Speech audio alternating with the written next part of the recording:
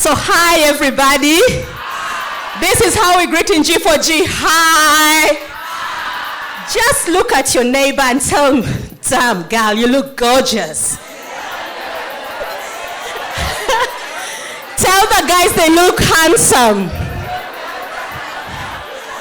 So sisters and brothers, how are you? Isn't it beautiful to celebrate life? Isn't it beautiful to celebrate sisterhood? When we started G4G, we never had the belief or the dream that it would be this big. We started G4G because I went to Harvard. How many of you have been to Harvard?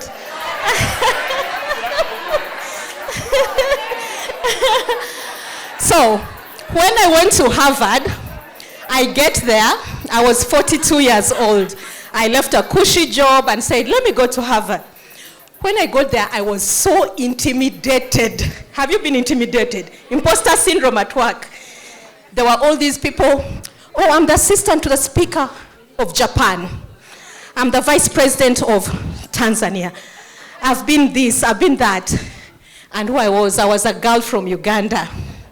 I was almost a nobody. I didn't have a big story as we think. But now I know my story is big enough for Cosmopolitan. It's big enough for Hello, it's big enough for CNN, it's big enough for here. But then I didn't know, and we got intimidated. And what's still the accent? Mananga, I come from Uganda. So I was doing this mid-career program. I was 42 years old, and there were kids who were 30 doing a mid-career program. Who does that? Gen Zs who are here, I can see you, please. Stop running. I was there and told my friend, hey, I'm 42. I've been working for 20 years. I came from mid-career. Said, yeah, I'm 30, and I have 2 masters, and I started school at 15. Oh, my God.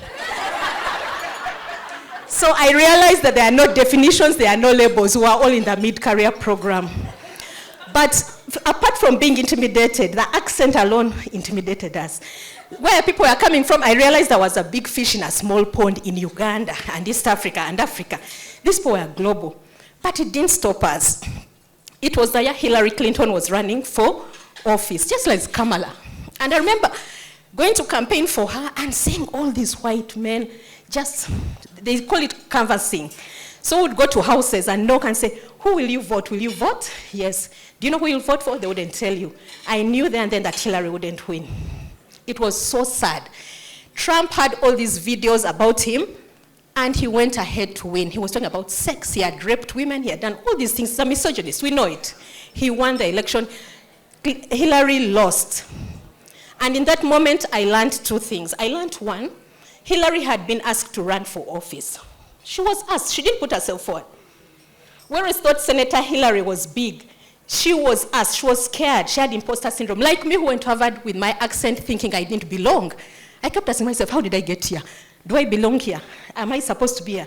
Hillary was like that. Hillary was asked, but Hillary also had a village of people supporting her. And so together with my friends, we started Girls for Girls, just to say, how many girls will get an opportunity to come to Harvard? Not many. The fees is so high. Truth be told, it's an establishment. It's one of those Ivy League establishments that sort of close themselves off. But when I was there, like many Africans and Latin Americans, we focused on hard courses. I remember the first term, I did a course on why is Africa poor, vulnerable. I did a course on the political economy of trade. I did all the hardest courses always in the library, like many what? Africans. Where were our white friends? They were networking. Not networking like we know it. They were building relationships. They were getting to know each other. Because when you're at Harvard, you are already somebody, really. Only truth be told. You've done something for that mid-career program. For us, we were busy in the library. Up to 2 a.m., you'd find Africans, Latin Americans. So I remember I asked one friend, what are you doing? How come you're not studying like us? He said, Alan, will anyone ever ask you what you got at Harvard? Whether you got an A or a B. That was the last time I went to the library. But I also discovered that these guys were studying courses that were meant to empower them. There are 2 friends who came, they said they're coming to go to Congress. As I am here, I have friends in Congress, by the way. And in Senate. They came specifically for courses. Ask me what? the art of communication, negotiation for self and others, courageous leadership. Those what they came for, and trust me, within 1 year of finishing Harvard, they were in Congress. It is proven. What they teach at Harvard is proven leadership. Hundreds of years have been put into class. It's up to you to take it. And so together with my friends, we're doing a course called From Harvard to Oval Office. It's about getting women into leadership. We just said, how many girls will be able to come? Just see the girls from Salama. How will they be able to come to Harvard? Think of the girls yourselves. How will you be able to go to Harvard? And so we told our professors, can you work with us on a program of mentorship? And so our professors worked with us.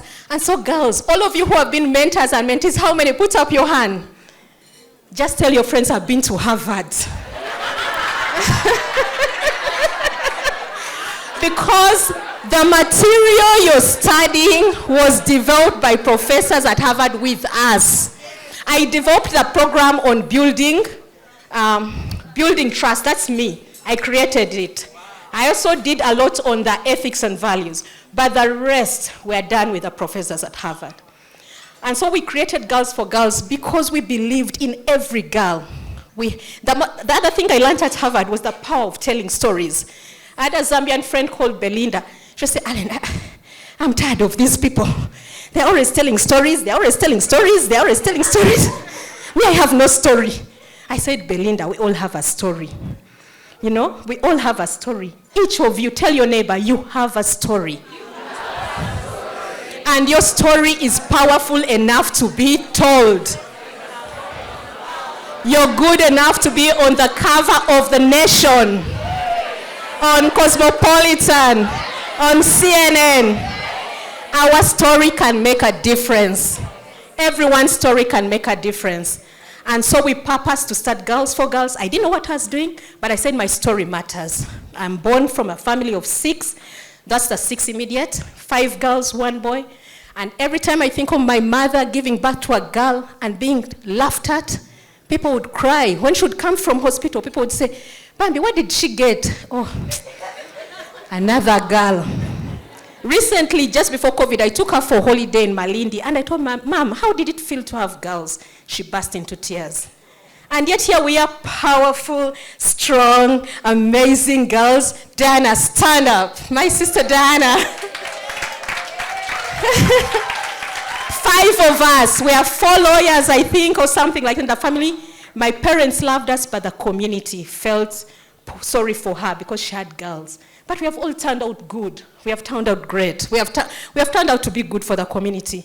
But it's not always the case for girls. So fast forward, we started Girls for Girls, and I came back to Africa, and I said, friends, we were 8 sisters who started it, but no one took the first step. I took the first step.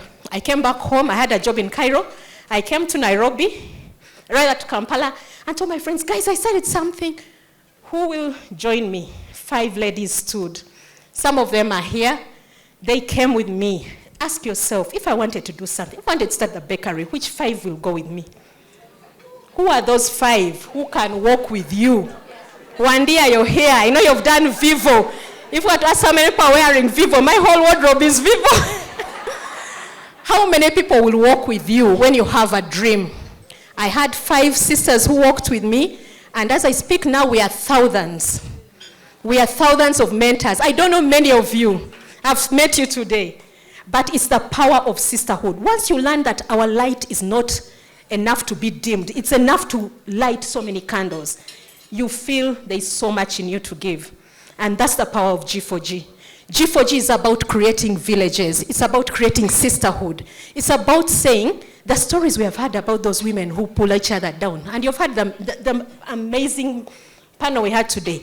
They are also, for every woman whom you say is pulling another down, there's another pulling another up. G4G, we pull each other up. Amen? We said there's enough light to light our candle everywhere we go. And so the last 7 years, we started in Uganda, we spread all over the world. I went to Bhutan, I went to Nepal, where countries I've been, I have never been, just talking about G4G. And it has spread, and our motto is around our mentors. We believe each of us has a story to tell, and our story can make a difference. When we started at Salama Gashie, I never forget Angie, I don't know where Angie is, Betty, Annette, we went there. The girls, you girls, stand up. These girls allowed us to work with them. You people, you live in Kenya. I don't know if you've been to Salama Gashie. We asked these girls, do you have a dream? Each of those girls had a dream. Each of them. I want to be a teacher. I want to be a cook. I want to be a TV personality. But each of them had a fear. I'll never forget seeing the fears. Fear to be killed. Fear of drugs. Fears of getting pregnant. Because the conditions are terrible. But look at them. Look at them. See what mentorship can do. And so we were allowed by the headmistress and the school to work with the girls. You can sit down. And their stories touched us. And from there, we've grown, we've grown, we've grown. Did I do it alone? No. Annette, who had the same vision, the same purpose, she said, I'm going to start in Kenya. And she had her village. She brought them together. They started. That's how G4G works. We just plant the seed. We give you our materials. We train you. And we support you. So I want to celebrate you, G4G Kenya. We've done great, haven't we? 1,000 mentees, 50 cohorts. We would never have done it without the mentor. The mentor is the central focus for G4G. Your stories as mentors matter. Don't stop sharing those stories. Don't tell the good part only. Don't tell about how your CV, if you read my CV, you can think I've been to Mars. No, but there's a tough part. There's a tough part. There's the hustle. There's the issues that I've gone through. At 33, I was separated with 2 kids. 2 kids under 3. At 33, I felt like such a failure. I never knew I would get up. And here I am today, working so proud. My daughter is 21 and my son is turning 20, and I thank God. It's not been easy, but here we are. Did I raise them alone? No. My sisters, I want them to stand. Florence, Barbara. There's others from my secondary school, Julie and Elizabeth. We've known each other since we're 11. Barbara since we're 5 years. I'm 51 now. She's younger than me, but we've known each other since we're 5. Do you have a village? Do you have a village? So I came back from Harvard, and I was taken up into this job at Trademark. At Trademark, we do a lot of things. By the way, you don't even know why my back is broken. When I went to Kinshasa this week, they almost deported me. They escorted me back to the plane. They told me I did qualify to be in DRC because I needed a visa. Can you imagine? I told them, take me back. Take me back. You will see. Of course, they let me into the country. But when I joined Trademark, I met a lady. You know, we at Trademark, girls would wait at the reception to stare at this lady. They would stare and stare. Then I learned she was the Miss Kenya. And then I learned, she's so beautiful. And not only out, in. The one and only Miss Patricia Itao. But let me tell you something about Patricia. And the robe is flowing behind her. I say, hi. And she has those pretty good eyes. Hi, everyone. Then, this board was full of men. Then she would sit. Patricia never came when she was not prepared. To all you Gen Zs, you have to work hard. There are no shortcuts. Patricia never came to the board meeting without being prepared. And I've molded my mentorship, my board work. I sit on the board of KCB on Patricia. She is my role model for board representation. Because she would come prepared, she would even when she wasn't prepared, by the word times, she would be prepared, she would act prepared. You have to go to her. She was the chair in all purposes. Thank you, Patricia, for modeling for us, for being a leader whom we can look at and whom we can learn from. I respect you and I celebrate you. And I remember she took me to Capital Club. Had I ever been there? For breakfast, I had to pretend I was so okay with the surroundings. But I fitted there right with her, and she mentored me, she talked to me, and I celebrate you. And I'm glad you brought your daughter. Sisters, let's celebrate each other. There's so much space for all of us. There's so much space for all of us to shine and to let the light shine. And with those words, I want to invite you, Patricia, to the stage.